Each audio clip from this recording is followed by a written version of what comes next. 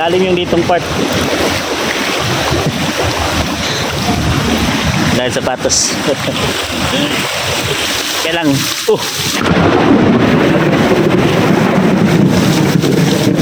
lakas ng kulog. Yun. Lumangoy na yung sapatos sa baha.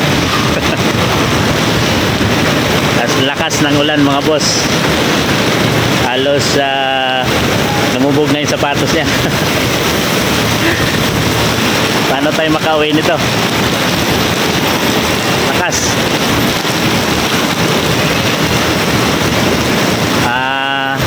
Ano ka na? Uwian na. Kaya lang na-stuck tayo dito. Tayo makauwi dahil sa wala tayong payong.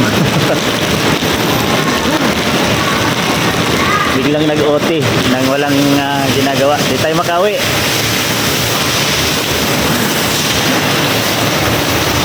Ayan, na-stuck na isa. Pero na isa doon, na-stuck. Nakasapatos tayo.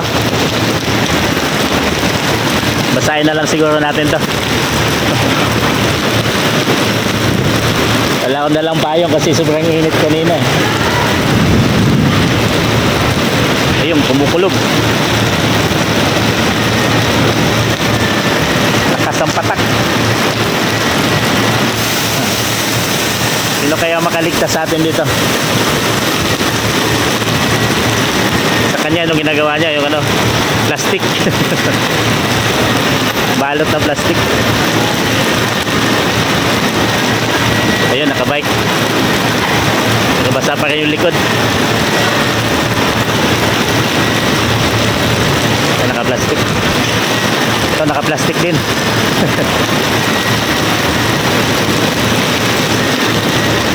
Lumusog sa baha.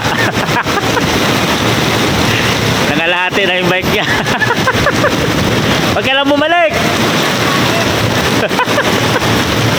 Nangalahati yung bike niya. Ayun, nagpaulan loko.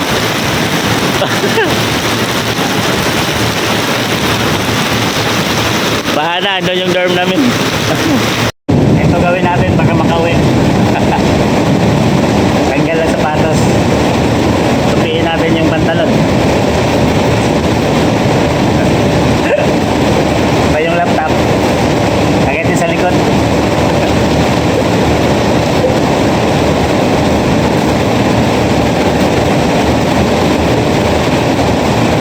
Yun.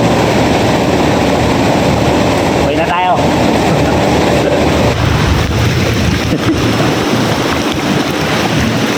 Muntik na mabot sa tuhod.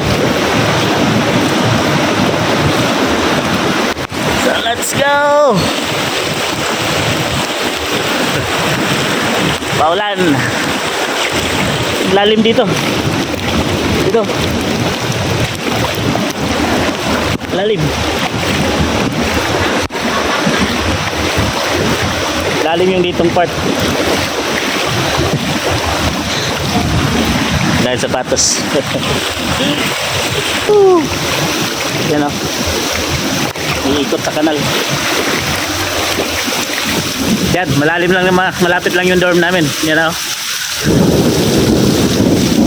Kung tutuusin, 3 minutes lang. Mula doon sa trabaho, pauwi ng dorm. Yan na.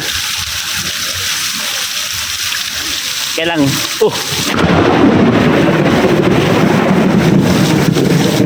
lakas ng kulog. Nakakatakot. Tapos ang kidlat kulog. So, lakas. Yan, malapit na tayo. Let's go, nakauwi din. Maligo na lang. Ayan, dito tayo. Yun.